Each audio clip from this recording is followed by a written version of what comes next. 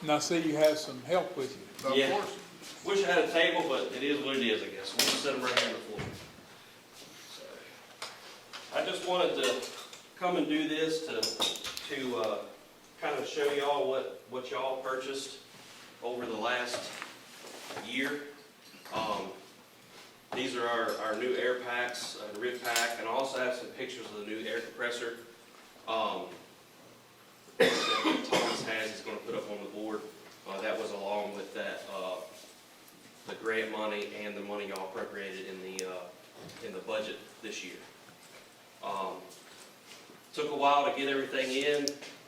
We're very, very, very appreciative of the equipment that we have and the work that y'all done to help us achieve this goal, which this has been a goal of mine since I've been chief.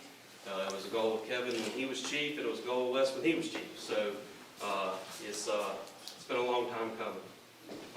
As you can see, there's pictures, like I said, pictures on the board here. That's the new air compressor. We moved it into the shop area to get it away from the exhaust fumes and everything of the truck bay. And also we have a workbench there where we can take everything apart, fill the bottles, reassemble everything, check everything out. And then, like, the main thing was getting away from the exhaust fumes. The new compressor has a CO alarm in it. The fill station, you can fill 2 bottles at one time, where previously we could only fill 1 bottle. That you attach it to these points here, here and here, and this whole thing rotates, and it goes into a glass cabinet. So if there was a failure or in a bottle or anything like that, someone filling the bottle would be safe. Previously, we were using a 55-gallon drum with a sleeve in it that was surrounded with sand. So this is immensely safer.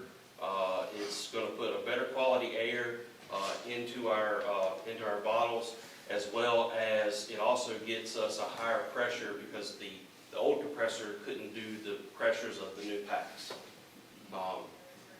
Just a new standard. They're running a higher pressure so you can get some more volume and everything like that. So that's enough on the compressor. I'm going to kind of go over, this is one of our old packs. 75 to 80%, maybe even more, were purchased in 1992. There were several purchased in 1996, and then there were several purchased in 2007, 2008. But this is what they look like. You can see they're well used. That is not dirt, that's stuff over the years. It's burnt on from many fires, many trainings, and being well used. And this is the mask, kind of a comparison. I think they passed this one around. Looks a little bit different. Yeah. This is, they still make this mask. But we chose to go with the newer style mask. The reason behind that is they moved the voice emitters up closer to the front, where your communication while you're having the mask on is better. If you probably never heard, I'm sure David has, when you put this on, you're screaming. And it's really hard to hear, especially when you're beating and banging through a house and you can't see, and just a bunch of stuff's going on. You got an engine running out there wide open trying to get you water, and the house is popping and cracking and everything else, and who knows what's going on. So your voice is amplified. I won't say amplified better, but it's emitted better. And also the exhalation valves have changed slightly to where it's easier to breathe. So that saves on some air. So hopefully our bottles will last longer. We're all out of shape. It is what it is. So a 45-minute bottle might last 25 minutes. But anyhow, this is the new pack. As you can see, it looks shiny and brand new. There's a few differences So every year or so, the NFPA comes out with a new standard, and there's updates. We were like 3 to 4 revisions out on our air packs because this style air pack couldn't be retrofitted anymore. Some of those things that we're getting, in addition to what we had here, is I think last year was the universal pass alarm sound. So now every manufacturer has to use the same sound for in the event of a downed firefighter. That's just a recognition thing. Scott, there used to be Scott had their own, MSA had their own, and just basically everybody had their own. Now they're all the same. They've done the same thing the previous revision with, the revision before that with standardizing all of their fittings. So that was another thing that each manufacturer had. They had their own style fittings. Some may use Schrader, some may use Rectus, some may use some other brand of air fitting. Now every manufacturer, every air pack manufacturer has the same fitting, which is a Rectus fitting. So everybody should be able to hook up together.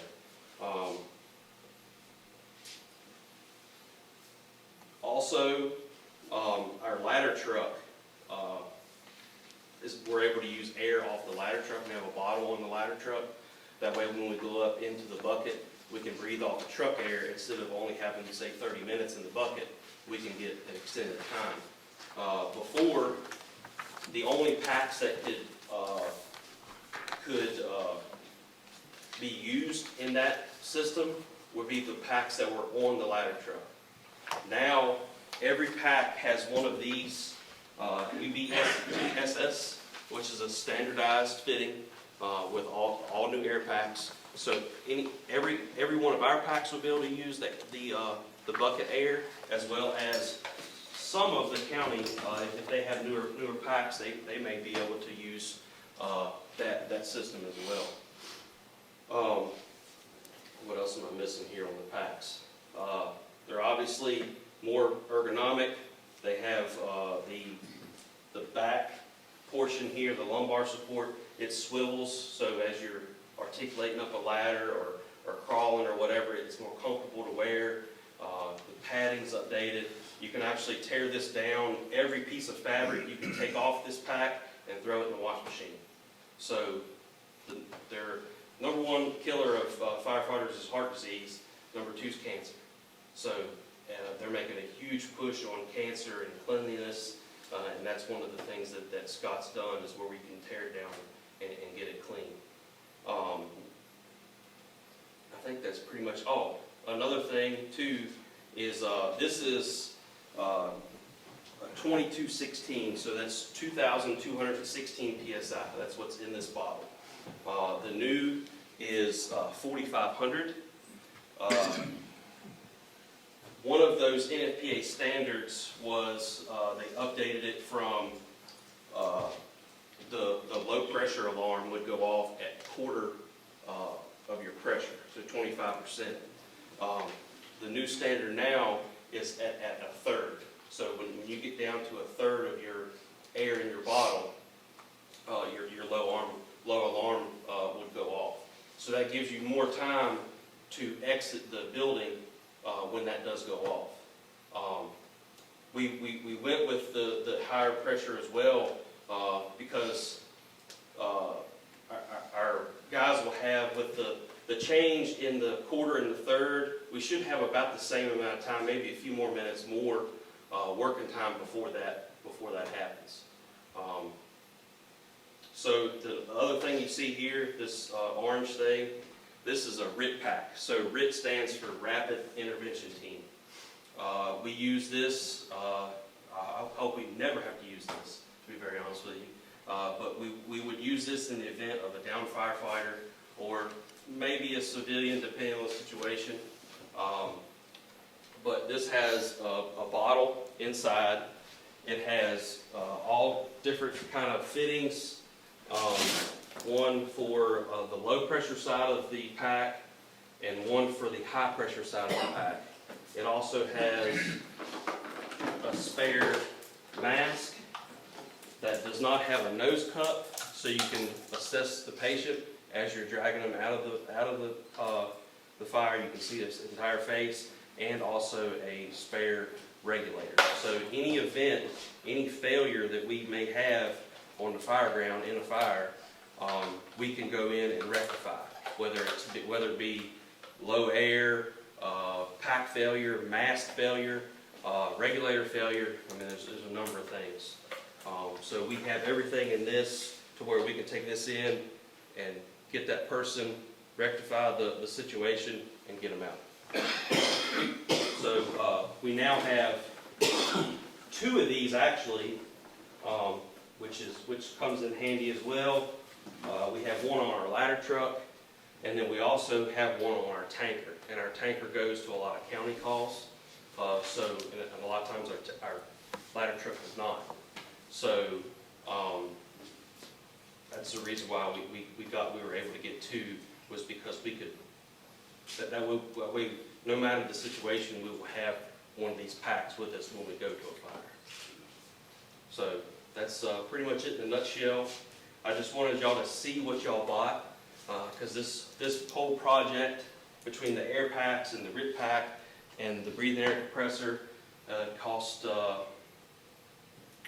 was almost $400,000, which was much needed. We really appreciate it, and again, I just really want to thank you, because this is huge to our guys, because this is our lifeline when our citizens need our help. You know, we trust in these things to be able to breathe, and now we can trust in them even more, because we have the latest and greatest equipment. So again, thank you, and if you have any questions, feel free to holler at us. Maybe we can do a little bit more hands-on demonstration if you feel froggy. But I'll get out of here now. All right, thank you. Appreciate all y'all do. Hey, no problem. Thank you all again.